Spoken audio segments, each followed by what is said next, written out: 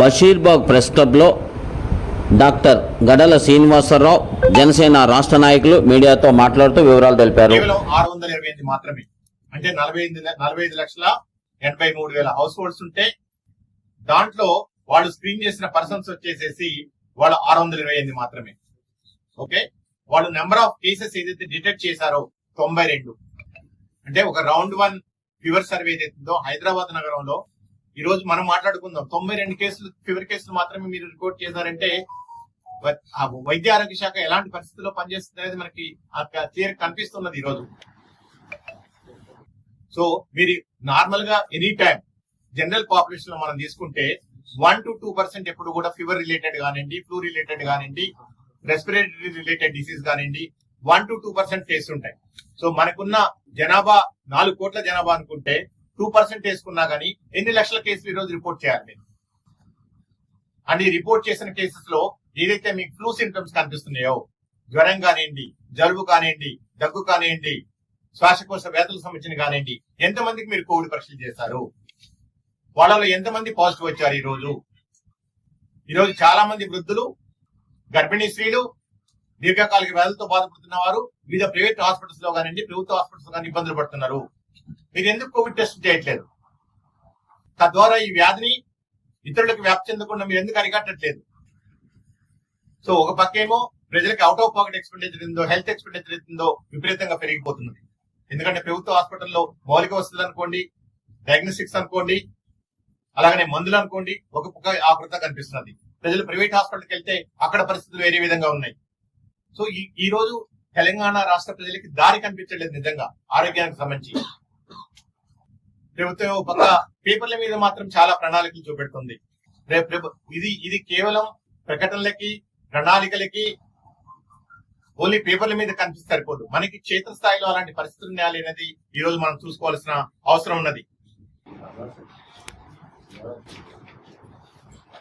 అలాగని fever survey round 1 రాష్ట్ర వ్యాప్తంగా మనం చూసుకుంటే మొత్తం టోటల్ టీమ్స్ 12,878 టీమ్స్ మీరు పాప్ చేశారని చెప్పుకుంటున్నారు.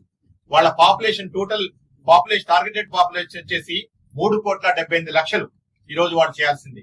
ఈ రోజు ఐహెచ్ఐపి ఇంటిగ్రేటెడ్ హెల్త్ ఇన్ఫర్మేషన్ పోర్టల్ ప్రకారం వాళ్ళు ఇప్పటికే మేము 1,30,00,000 మందిని మేము స్క్రీన్ చేశామని చెప్పుకోవడం జరుగుతుంది. సో దాంట్లో విజిట్ చేసిన వాళ్ళ హౌస్ హోల్డ్స్ వచ్చేసి 36,75,000 హౌస్ హోల్డ్స్ మనకి స్క్రీన్ చేశామంటున్నారు. సో వాళ్ళు ఫీవర్ కేసెస్ కేవలం ఐడెంటిఫై చేసింది 24,000 మాత్రమే. అవి ఒక్క రోజులో రిపోర్ట్ అయ్యే కేసులు రాష్ట్రంలో. సో ఈ ఫీవర్ కేసుల్లో ఎంతమందికి మీరు డెంగీ టెస్ట్ చేశారు, ఎన్ని పాజిటివ్ వచ్చినాయి? ఎంతమందికి మలేరియా టెస్ట్ చేశారు, ఎన్ని పాజిటివ్ వచ్చినాయి? ఎంతమందికి చికెన్ గున్యా టెస్ట్ చేశారు, ఎన్ని పాజిటివ్ వచ్చాయి? వీటితో పాటు మీరు హై రిస్క్ ఏరియాస్ ఏదైతున్నాయో ఆ హై రిస్క్ ఏరియాస్ ని ఎన్ని ఐడెంటిఫై చేశారు ఇప్పటి వరకు కూడా?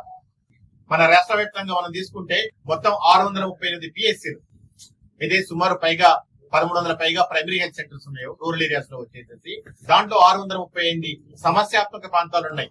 ఎస్పెషల్లీ డెంగీ, మలేరియా, చికెన్ గున్యా, ఈ ఐటీడీ ఏరియాస్ ఏదైతున్నాయో ఐటీడీ ఏరియాస్ సంబంధించిన ఈ ప్రాంతాల మీద ప్రజలు దృష్టి పెట్టారా? ప్రివెంటివ్ మెజర్స్ తీసుకున్నారా? దాంతో పాటు 3,432 సబ్ హెల్త్ సెంటర్స్ ఉన్నాయి ఈ రోజు సమస్యాత్మకమైన, ఏదైతే ఈ సీజనల్ డిసీజ్ సంబంధించి ముఖ్యంగా మలేరియా, డెంగీకి సంబంధించిన ప్రాంతాలు ఏవైతున్నాయో అండ్ 5,052 పైగా గ్రామాలు ఈ రోజు సమస్య ఆరోగ్యపరంగా సమస్యాత్మకంగా ఉన్నాయి.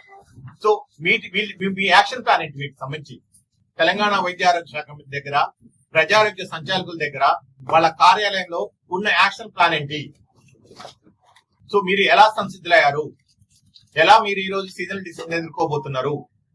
పక్క రాష్ట్రంలో మళ్ళీ ప్రజల్ని ఇబ్బంది పెట్టుందో మనకు తెలియని విషయం. ఈ సబ్ వేరియంట్ రేపొద్దున ఇంకా చాలా స్ట్రాంగ్ గా మారే అవకాశం ఉంటుంది. సో ప్రభుత్వం తరఫున ఇలాంటి నిర్లక్ష్యం పనికిరాదు. మేము ఓన్లీ ఎవరైనా అడిగితేనే మేము పరీక్షలు చేస్తాం, లేకపోతే మేము పరీక్షలు చేయాల్సిన అవసరం లేదు అంటే ఒక ప్రజారోగ్య సంచాలకులు చెప్పాల్సిన విషయం. అది కూడా ఒక మీడియా మిత్రులు అడిగినప్పుడు చెప్పే విషయం కాదు. ఇది ఒక బాధ్యత కూడి ఒక వృత్తి ధర్మాన్ని నిర్వహిస్తున్నప్పుడు ఇది సరైన విషయం కాదు. ఇలాంటివి కాదు మేము ఎక్స్పెక్ట్ చేసేది. అని కోవిడ్ టైంలో చూసారు మీరు, అది బులెటిన్స్ రూపంలో కానివ్వండి, మేము ఎప్పటికప్పుడు కూడా ప్రజల్ని జాగ్రత్త పరిచే రూపంలో కానివ్వండి. సో అలాంటి పరిస్థితులు ఈ రోజు మనం చూస్తున్నాం. అండ్ డెఫినెట్ గా ఈరోజు చీఫ్ సెక్రటరీ గారు కొత్తగా వచ్చారు, వారికి పూర్తి అనుభవం ఉన్నది. ఈరోజు చీఫ్ సెక్రటరీ గారు ఒక బాధ్యతగా తీసుకొని వారిని రిక్వెస్ట్ చేస్తున్నాం, ప్రభుత్వంతో పాటు వారిని అర్జీ చేస్తున్నాం, మీరు ఇమీడియట్ గా అన్ని డిస్ట్రిక్ట్ కలెక్టర్స్ తో ఈ సీజనల్ డిసీజ్ ప్రిపేర్నెస్ సంబంధించి ఒక రోడ్ మ్యాప్ తయారు చేయండి. జిల్లా స్థాయిలో కంపల్సరీగా లైన్ డిపార్ట్మెంట్స్ తో కోఆర్డినేషన్ మీటింగ్స్ ఆర్గనైజ్ చేయండి. అలాగనే సమస్యాత్మక ప్రాంతాలు, అది పిహెచ్సిస్ కానివ్వండి, సబ్ హెల్త్ సెంటర్స్ కానివ్వండి, గ్రామాలు కానివ్వండి, ఈ వ్యాధుల బారిన పడైతే ఉన్నాయో ఆ అన్ని ప్రాంతాలు కూడా మీరు గుర్తించండి. రాష్ట్రంలో కేసులు లేవని కాదు, 100% ఈ రోజు కేసులు ఉన్నాయి. మీరు టెస్టులు పరీక్షలు చేయండి, రేపు మీకు వందల సంఖ్యలో కేసులు రిపోర్ట్ కాకపోతే నన్ను అడగండి. మీరు ఈ సిమ్టమ్స్, ఈ లక్షణాలు ఉన్న వాళ్ళందరూ కూడా జ్వరంతోని, దగ్గుతోని, జలుబుతోని, శ్వాసకోశ సంబంధిత లక్షణాలు ఉన్న వాళ్ళందరూ కూడా మీరు దయచేసి పరీక్షలు చేయండి. కోవిడ్ మీకు ఒమిక్రాన్ ఏదైతే సబ్ వేరియంట్ ఉందో అది మీకు ఈ రోజు పాజిటివ్ రాకపోతాడు. ఈ విషయం ఎస్పెషల్లీ మీరు ఎల్డర్లీ పీపుల్ కి, క్రానిక్ డిసీజ్ పేషెంట్స్ కి, ఈ లక్షణాలు ఉన్న వాళ్ళకి మీరు దయచేసి మీరు పరీక్షలు చేయండి. అండ్ ప్రజలు కూడా తప్పనిసరిగా వాళ్ళ బాధ్యతగా, అది డ్రై డే ఫ్రైడే కానివ్వండి, మీ వ్యక్తిగత పరిశుభ్రత కానివ్వండి, పరిసరాల పరిశుభ్రత కానివ్వండి, మీరు పాటించాలి. అండ్ ప్రజారోగ్యం అనేది ఎప్పటికి కూడా ఇది రాజకీయాలకు సంబంధించింది కాదు, పూర్తిగా రాజకీయాలకు అతీతంగా మేము చూస్తున్నాం. ప్రజల ప్రాణాలు కాపాడడం అనేది మనందరం కూడా బాధ్యతగా. ఎందుకంటే కోవిడ్ టైంలో మీడియా మిత్రుల్ని, జర్నలిస్ట్ కూడా దగ్గరగా పనిచేయడం వాళ్ళతో పాటు మేము చూడటం జరిగింది. అంటే ప్రభుత్వం ఇన్ఫర్మేషన్ ఇచ్చినప్పుడే మీడియా మిత్రులు దాన్ని ప్రజల్లోకి తీసుకెళ్ళడానికి, ప్రజలకు అవగాహన కల్పించడానికి అది ప్రజారోగ్య శాఖ, వైద్య ఆరోగ్య శాఖ చేయాల్సిన కనీస బాధ్యత.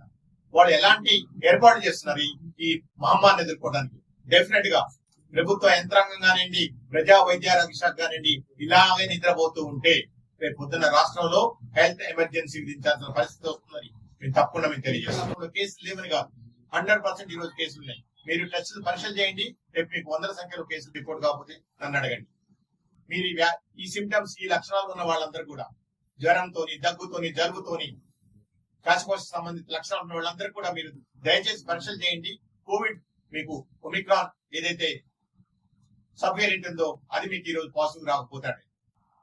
ఈ విషయం ఎస్పెషల్లీ మీరు ఎల్డర్లీ పీపుల్ కి, క్రానిక్ డిసీజ్ పేషెంట్స్ కి, ఈ లక్షణాలు ఉన్న వాళ్ళకి మీరు దయచేసి మీరు పరీక్షలు చేయండి. అండ్ ప్రజలు కూడా తప్పనిసరిగా వాళ్ళ బాధ్యతగా, అది డ్రై డే ఫ్రైడే కానివ్వండి, మీ వ్యక్తిగత పరిశుభ్రత కానివ్వండి, పరిసరాల పరిశుభ్రత కానివ్వండి, మీరు పాటించాలి. అండ్ ప్రజారోగ్యం అనేది ఎప్పటికి కూడా ఇది రాజకీయాలకు సంబంధించింది కాదు, పూర్తిగా రాజకీయాలకు అతీతంగా మేము చూస్తున్నాం. ప్రజల ప్రాణాలు కాపాడడం అనేది మనందరం కూడా బాధ్యతగా. ఎందుకంటే కోవిడ్ టైంలో మీడియా మిత్రుల్ని, జర్నలిస్ట్ కూడా దగ్గరగా పనిచేయడం వాళ్ళతో పాటు మేము చూడటం జరిగింది. అంటే ప్రభుత్వం ఇన్ఫర్మేషన్ ఇచ్చినప్పుడే మీడియా మిత్రులు దాన్ని ప్రజల్లోకి తీసుకెళ్ళడానికి, ప్రజలకు అవగాహన కల్పించడానికి అది ప్రజారోగ్య శాఖ, వైద్య ఆరోగ్య శాఖ చేయాల్సిన కనీస బాధ్యత. వాళ్ళు ఎలాంటి ఏర్పాటు చేస్తున్నారు ఈ మహమ్మారిని ఎదుర్కోవడానికి? డెఫినెట్ గా ప్రభుత్వ యంత్రాంగం కానివ్వండి, ప్రజా వైద్య ఆరోగ్య శాఖ కానివ్వండి, ఇలాగే నిద్రపోతూ ఉంటే రేపు పొద్దున్న రాష్ట్రంలో హెల్త్ ఎమర్జెన్సీ విధించాల్సిన పరిస్థితి వస్తుందని మేము తప్పకుండా మేము తెలియజేస్తాం. ఒమిక్రాన్ RFI లో కూడా మనం చూస్తాం. అది జ్వరం కానివ్వండి, గొంతు నొప్పి కానివ్వండి, జలుబు కానివ్వండి, శ్వాసకోశ రుగ్మతలు ఏవైతే ఉన్నాయో వీళ్ళకి కంపల్సరీగా మనం పరీక్షలు చేయాల్సిన అవసరం ఉంది. లేకపోతే డెఫినెట్ గా ఒక 3 రోజులు మీరు నిర్లక్ష్యం చేసినా సరే, ఎవరైతే నేను చెప్పిన ఈ వలనరబుల్ కేటగిరీస్ ఉన్నాయో వాళ్ళ ప్రాణాలకి ప్రమాదం వచ్చే అవకాశం ఉంది. కాబట్టి ప్రభుత్వం తప్పనిసరిగా పరీక్షలు చేయాలి. అలాగని జీనోమ్ సీక్వెన్సింగ్, ఎప్పుడైతే మనకి పాజిటివ్ కేసెస్ రిపోర్ట్ అవుతున్నాయి కదా, ఆ శాంపిల్స్ ని మనం పూణే ల్యాబ్ పంపించేసి, వైరాలజీ ల్యాబ్ పంపించేసి మనం సీక్వెన్సింగ్ చేయాలి. అది జరగట్లేదు మన రాష్ట్రంలో. అసలు మన రాష్ట్రంలో ఎలాంటి సబ్ వేరియంట్ ఉన్నది అనేది మనకు తెలియదు క్లియర్ వరకు. ఈ రోజు ఆంధ్రప్రదేశ్ లో ఏదైతే వాళ్ళకి వచ్చిన 30 కేసులు ఏదైతే ఉన్నాయో వాళ్ళు శాంపిల్స్ ల్యాబ్ పంపించారు. అక్కడ ఒమిక్రాన్ RFI అనేది ఒక సబ్ వేరియంట్ ఈ రోజు కనుక్కోవడం జరిగింది. మన రాష్ట్రంలో ఎలాంటి వేరియంట్ ఉంది? సో అది జీనోమ్ సీక్వెన్సింగ్. ఎప్పుడు అది 1 కేసు వచ్చినా 10 కేసులు వచ్చినా సరే ఆ శాంపిల్స్ కలెక్ట్ చేసేసి పూణే ల్యాబ్ పంపించారు. తద్వారా ఇదంతా కూడా చేయాల్సిందంతా కూడా ఇంటిగ్రేటెడ్ డిసీజ్ సర్వేలెన్స్ ప్రోగ్రామ్ అది ఉందో, ప్రజారోగ్య శాఖ డైరెక్టర్ కింద ఏదైతే ఒక యూనిట్ ఉంటుందో, రాష్ట్రంలో కోవిడ్ తో పాటు మిగిలిన అన్ని కమ్యూనికబుల్ డిసీజ్ అన్ని కూడా ఎప్పటికప్పుడు రెగ్యులర్ గా మానిటర్ చేసుకుంటున్నారు.